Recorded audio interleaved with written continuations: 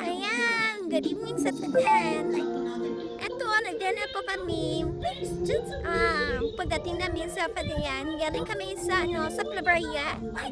Yan, kumain muna kami, mga around 10 something, 10 PM yan. So, nag-close na doon sa SM Downtown. Kaya, nandito kami ngayon sa Habhaban.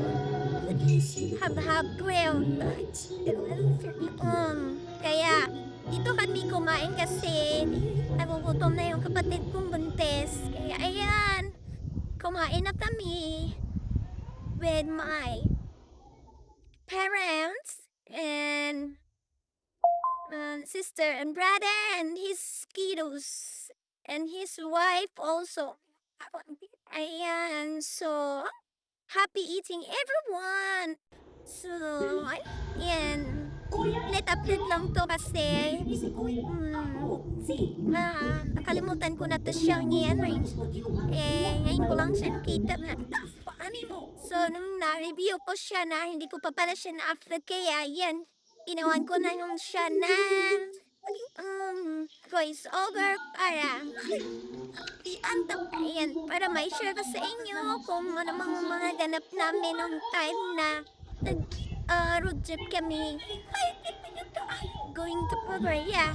Yeah. So kasi side sa may kukunin kami sa auntie ko. Ayun nga. ah Kaya sinama namin yung mama namin, papa namin para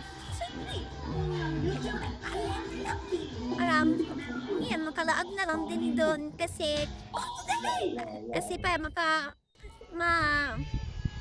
ma-meet namin yung mga aunties namin na yan. Pero siyempre hindi na kami nagtatag doon kasi hapon na kami nakarating sa Claveria kasi malakas yung ulan. Aside sa ulan is na-traffic pa kami. Kaya talaga matagal kami nakaabot doon sa Claveria. Kaya konti lang yung tsikahan na nagawa namin kay Angie. Ayun. Yun, mga 2 oras lang yata kami chika-chika kami dito sa Angie ko. Nagpaalam na kagad kami. Mga around 7 yata kami umalis doon. Kaya hindi na kami kumain doon kasi mas lalo kami maabutan ng sobrang dami sa daan pa. Doon pa kami nag-dinner kaya nung umabot kami sa CDO, doon na lang kami kumain. So, dumating kami sa CDO is mga around 8:30 yata ng gabi. So, ayun, nadala kami muna doon sa SM Downtown. Pagkatapos ng umaga, umabot kami ng, parang, paluhan na. Umabot kami ng, I think, 9.